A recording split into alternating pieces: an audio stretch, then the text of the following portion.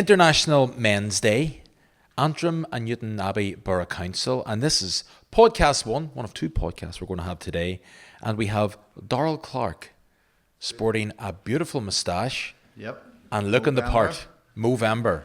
Excellent to be doing that. Daryl, we've a packed room. For people that don't know you, who are you? Yep, so my name's Daryl Clarke. I'm a project coordinator in Monkstown Boxing Club, running an education support programme, our youth provision, our good relations programmes, and I'm also a retired boxer now. Retired 2 years ago, so started off boxing when I was around 12. Got the elite level in the amateurs, won the Ulster Elites, travelled the world, travelled to America, travelled to different countries representing Antrim and Ireland, and now I'm here giving back to the community from some of the stuff that I was given. I'm hugely aware of what Monkstown do, and have been for an awful long time, and you look, it's God's work. It's amazing what you guys do. The fact you have your fingernails in the community, it's a beautiful thing. International Men's Day, that phrase. International Men's Day. What comes to mind? Yeah. How are you feeling about that? Well, for me personally, it's about celebrating the positive stuff that men are doing. You know, in society nowadays, men are getting a bad rap of, social media, the news, and they're not highlighting some of the amazing work that, practitioners around our club are doing, around young men that we're working with are doing. One of our groups are doing Movember with us, even though it's like a wee coke stain on their thing, but they're trying to do something positive for young men. And I think International Men's Day, as you say, it's a funny one. I texted into my group chat this morning with my group of friends, and I said, Happy International Men's Day. And one of them replied saying, sure, it's just another Wednesday. And what we're trying to do is trying to change that narrative, because men's health, men's mental health is so important. If you look at the statistics, men are more statistically to enter the criminal justice system. They're more statistically to take their own life. They're more statistically not to excel or do well in school. And what we're trying to do is we're trying to change that narrative and show the positive stuff that men are doing. And is there positive stuff? Because it feels to me, even from the outside looking in, like International Women's Day, there's so much to celebrate. It's very visual. It's a beautiful thing. But International Men's Day, and maybe this is just me, it feels, not just as big a thing to maybe bang the drum about. Yeah, I think it comes from the stigma of men not wanting to celebrate themselves or not able to talk about their thoughts or feelings. And why do you think that is? That's a big question then. Yeah, I think it comes from just generational trauma being passed down, that, men need to be this tough sort of person, especially in the boxing field, being in a competitive, contact sport. I'm sure Johnny will relate to this as well, that you need to sort of portray yourself as this tough person. And I think sport is actually getting a lot better now in showing the mental health reasons. In boxing, you sort of see people on the TV and you see, they're in physically good shape. Yeah. But you don't see what's going on in the background with them. And I think men just need to come out and speak out more to be able to do that. Like, my background, coming from a deprived area in Carrickfergus, there was a lot of paramilitary influence, there was a lot of drug and alcohol addiction, and you sort of portrayed yourself as this person where you needed to go out into the streets and actually be this hard, strong man, which just over time just makes such a negative impact on people. But the alternative is, and here's the vulnerability bit. You describe your background there, maybe paramilitary influence, drugs, alcohol, socially deprived area. Unless you act tough, you're probably going to find yourself in not a great place, an easy victim in a way. Yeah, you hold all that anger in you. And my story was that I was sort of not knowing at the time why I was coming home from school last night, but just seeing all this negativity in the community. And my saving point was boxing. You know, I was coming home from school, didn't really value education, coming home from school, I was lashing out in the home and stuff, and I didn't really know how to sort of regulate my emotions.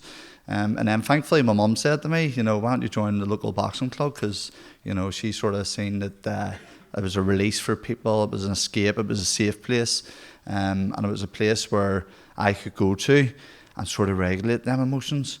And the good thing about boxing is, you know, it doesn't have to be contact. You know, it's such a great sport for people to have a release and then transition all them sort of skills with respect, discipline, transfer them from the ring outside of the ring. Yeah. You know, one of our sort of slogans is we're creating champions inside and outside of the ring, and that's what we're doing with our youth groups and our youth provision. That I was reading an interview you did a long time ago, and it said basically something along the lines of, you know, I was angry and had no role models growing up. Yeah. When you reflect on a statement like that, because it's a sad thing, I'm sure, even for you to say, do you still stand by that? At the time, that's what I was going through. You know, there was no negative, or there was no positive role models. I was out in the street, getting involved in antisocial behaviour, getting swayed down the wrong paths, and I didn't have someone to sort of put their arm around my shoulder. You know, I have a dad, but he wasn't always there.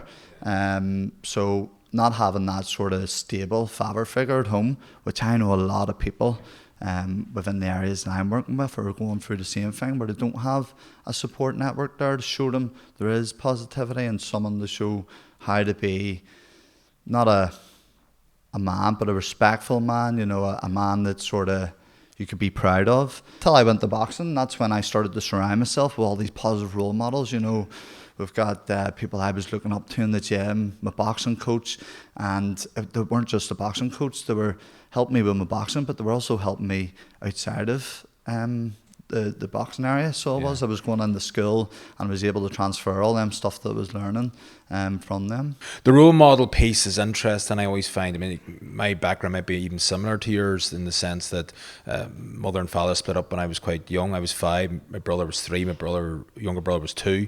My mum was 26, married, separated, bringing up 3 kids by herself. I'm 42 now, so it was a long time ago. And that's a big thing. I know it's more common now for marriage breakup, and the only one good thing about that, I suppose, is that if it's common, there's an air of normality around it. Yeah. Whereas maybe when we were going through it, like I was the only person in my class that didn't have 2 parents. Yeah. There was one other fellow whose parent died, but I was sort of thinking, well, that's okay, because at least that wasn't a choice. Like that's how you sort of warped your mind is in a way.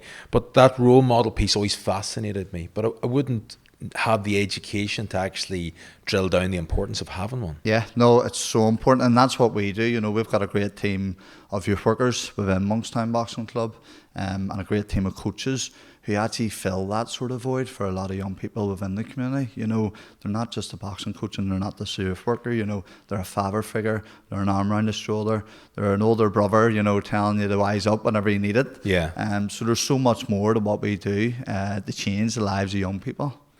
Was there a moment for you whenever, Daryl, you felt that nearly you were at your lowest, that actually you could go one of 2 ways? Was there a moment, and there may not be, so don't feel the need you have to say that there is, but was there a moment in there where you thought, I'm on the brink of going down the real wrong path here, I need to bring this around? Yeah, it was probably that moment where my mum suggested boxing. You know, Right.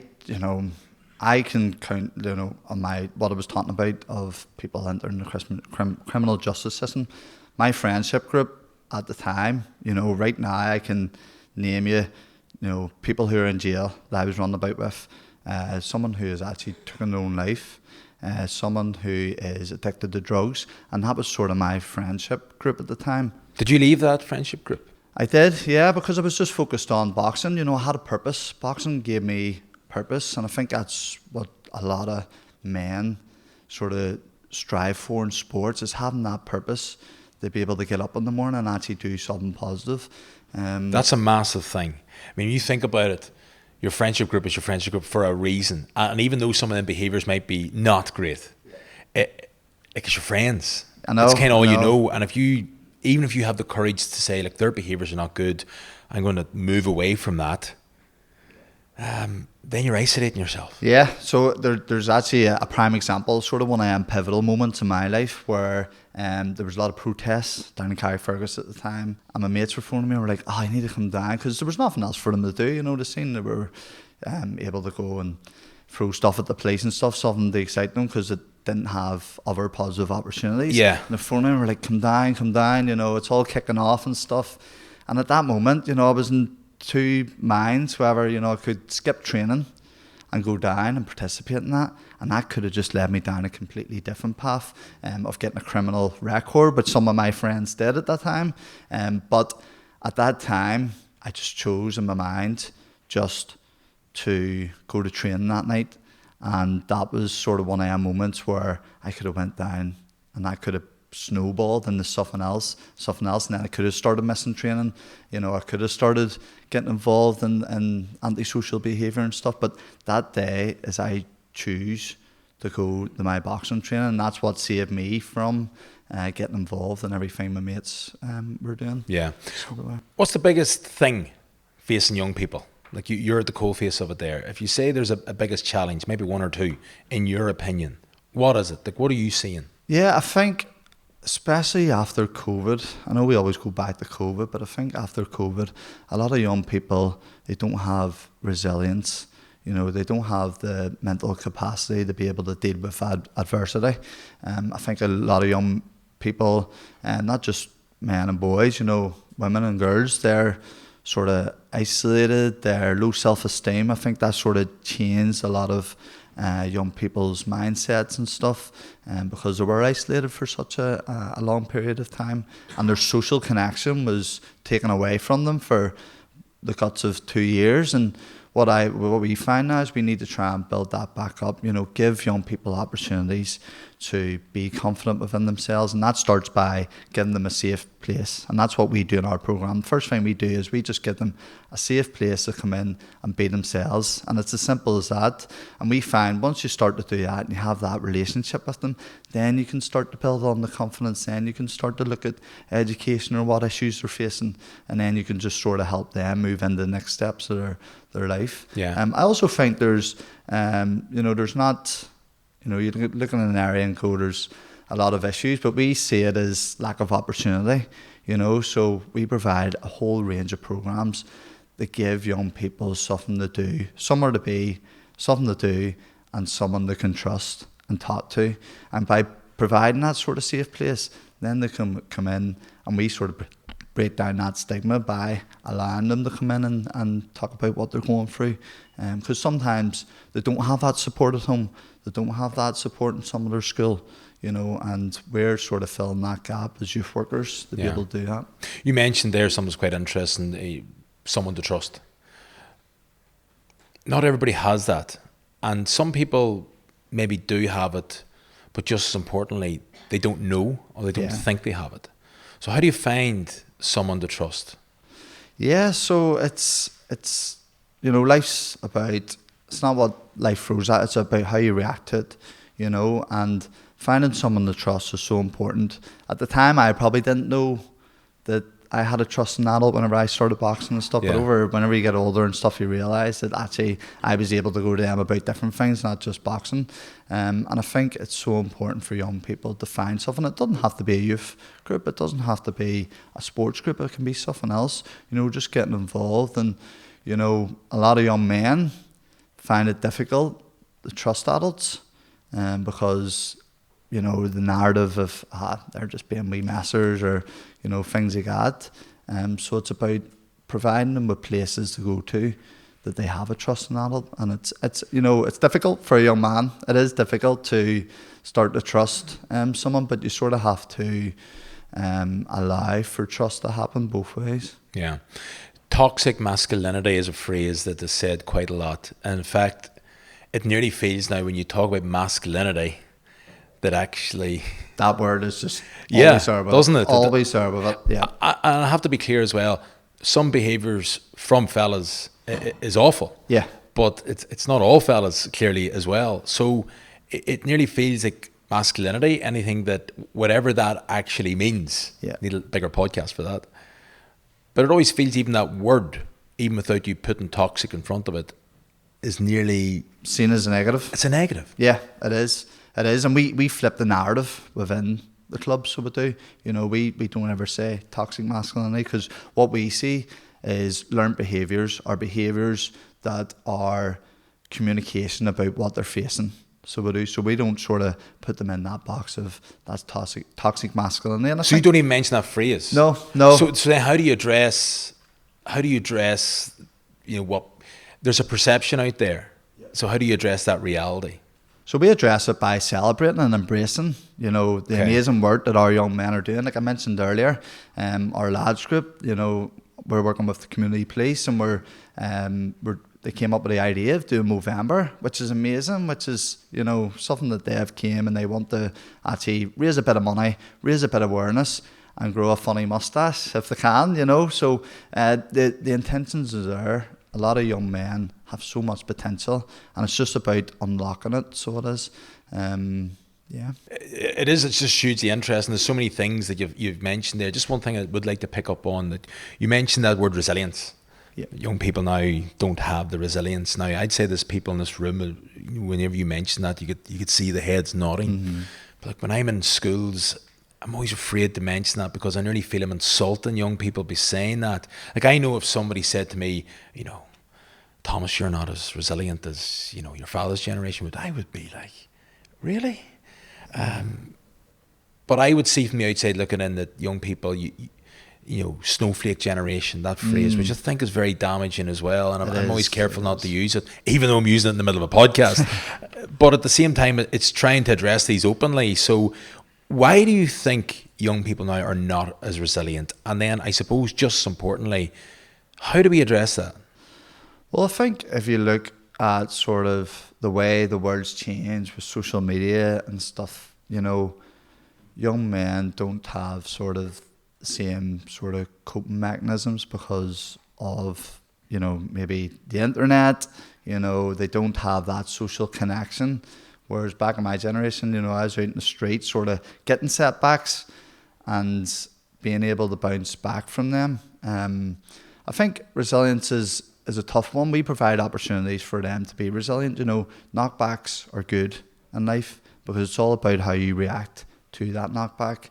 And do young people get that? See, knockbacks are good in life. What you've just said there nearly is complete paradox. It's like a contradiction. Yeah. But it can make so much sense. They are to make you stronger, sort of doing. You know, what we do as youth workers is we tell real life stories of how knockbacks that we have had can actually make you into a better person. So it is. So it's really showing them that yes, things aren't going right for you, but just keep going. Don't give up. Keep going. Keep striving.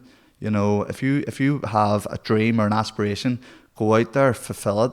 You know, have tunnel vision. Don't worry about, you know, things. There's always going to be wee bumps in the road, so there is. But you just need to see your vision. And I think a lot of young people sort of, in this day and age, you know, they can't see past. They're living day to day. They can't see into the future, you know, and what we do is we sort of try and break that down for them and try and allow for them that then we small steps are building you up. For example, in school, you know, sometimes you can't do a question, you know, the page gets through or whatnot, but, you know, it's trying to break that down and just communicate with them that basically you get this done, then you'll get another one, then next minute you've got a GCSE, you've got a qualification, and you've got something that you'd be able to go into your next career stuff. So it's about sort of breaking it down for them and showing them that yes, things aren't always going to go your way, but it's how you react to that, it's how you bounce back. And I think that's what resilience really is bouncing back, and whenever you see the face of adversity, or when things aren't going your way, and we're support within that. So that's one of the things that, you know, young people need, that support around them to help them bounce back. You know, doing it themselves, they might not be able to do it themselves, but by giving them a trusting adult and giving them a program that they can work on them things, then that'll help them bounce back. What about the phone? Phone. And all that it brings, the social media apps, phone. How do you address that? Yeah, it's very difficult, you know, and we just open the conversations, you know, especially within our young men's, you know, we're running programs around ending violence against women, and we didn't want to just to be young women's groups. Yeah. We wanted men around the table to have the discussions around some of the things, and a lot of the behaviours that stem from violence against women comes from social media and the negative role models. And what we do is we give them an open space to talk about it, and then we sort of just, not nitpick, but sort of change the narrative, you know. So later down the line, you've got an auntie or a mum or a sister, you know, do you want them to be treated like that and stuff? So I think some of the things in social media are quite difficult to challenge, but I do think it's having a negative effect on. But even the good things, I mean, the Instagram, having an Instagram account, and like some people here will have an Instagram account, maybe some of our older folk here may not, and think, what is this? Always talk about this Instagram thing. Mm-hmm. But even you take a picture on Instagram, and I take a picture of you, and it's a great picture. I can make it even better. I can put a filter on it with a flick of the finger. Like even that nice photograph, I'm wanting to make it even better, even nicer. And I think we're all, if we're being honest, guilty of it. But that is a hugely damaging thing for young people, because no matter how good and normal their life is, I'm looking at my phone and I'm seeing somebody's which is much better. And they're comparing their own lives to that, and they're saying, oh, they have amazing life. And do you find that people from the club and young people that you're meeting? Yeah, they look up the people on social media, sort of do, and they see this sort of perception. And, you know, I actually know a couple of influencers, and, you know, what they put up is not what they're dealing with in life, which is just trying to show young people social media is great for many things, you know, speaking with friends and communicating with people, but whenever it gets to that stage where they start to compare their own lives, that's when it starts to have that negative impact on their mental health, because then they're going, I wish I had that, I wish I had that. Whereas really, they should just be looking from within and not comparing themselves to others, and just sort of focusing on their own sort of things. Yeah. It is a difficult one, you know, and it's one of them challenges. It's hard to address, and it's about sort of giving them the realistic side of social media at the same time. Because as I said, I have influencer friends, and they're putting up all this amazing stuff, and their lives are great, and they're doing all this, and they're making money and stuff. But that's not the case in most of it, and these young people are looking at that and comparing themselves and wanting to strive for that.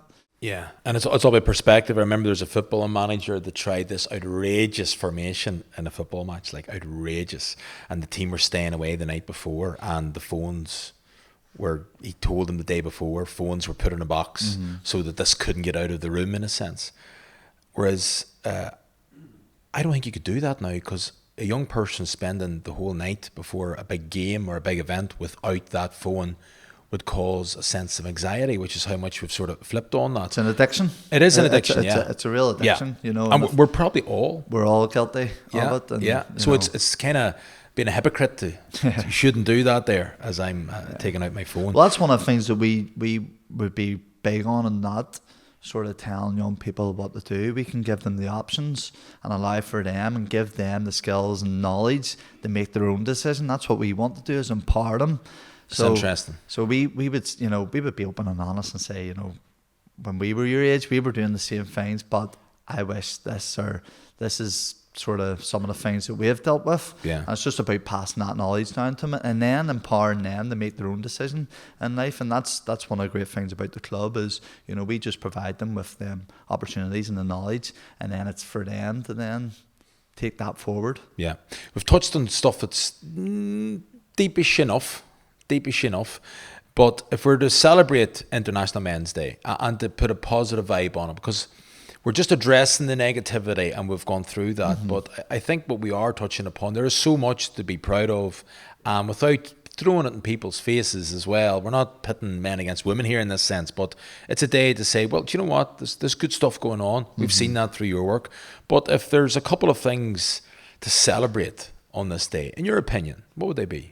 Yeah, I would say, you know, the young people that I'm working with is always going to be something I celebrate. You know, we're working with some amazing young people that sometimes in the community you would be going, you know, what are you doing working with them and stuff? But we wouldn't give up on them. You know, for example, we took group of lads to London, and someone said to one of the other youth workers, "You're mad taking them." We took them over. First time doing a tour in the Tottenham Hotspur Stadium.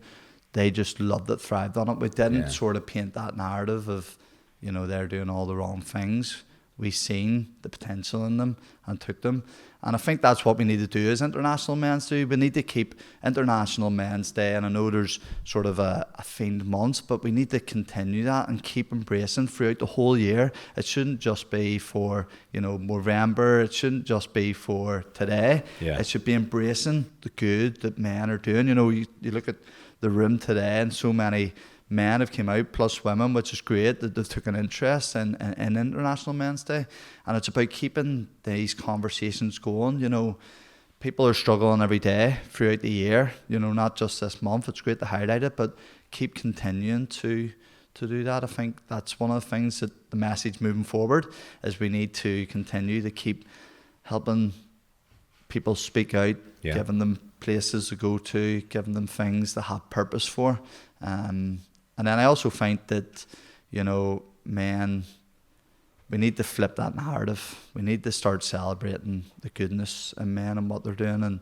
And I think in this day and age, it's quite difficult to do that. But we need to just get them feel-good stories out, you know, of what men are actually doing rather than the negative ones. Is that probably, to finish it, is that the big thing, shining a light on the positive contribution than maybe necessarily the bad? Yep. The bad can be loud though. The bad can be very loud, yeah, and it's just, you know, a conscious decision from all of us maybe to, hey, okay, that happens and it should be addressed, whatever it is, but let's look at this. Yeah. Okay, interesting.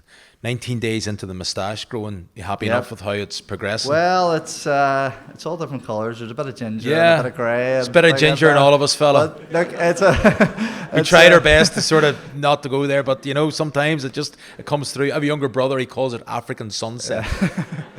But it's a great sort of campaign, so it is. You know, I never thought I would have a moustache. Someone says I look like a 70s police officer from Blue Lights, but I think it's great. It's a great sort of conversation starter. Yeah. You know, people who don't see you with a mustache are coming up, and then you can start to say, well, actually, me and a group from the boxing club are actually doing this to raise awareness in men's mental health, you know, prostate, testicular cancer, a lot of these issues that men are facing. And it's great that we've got young people involved in it. And it's just about continuing, and hopefully it gets a bit better. Yeah, well, our 1970s police officer, thank you very much indeed for joining us. Listen, great to have you. Fascinating insight. You're doing brilliant work. Wish you continued success, and everybody at Monkstown with exactly the same.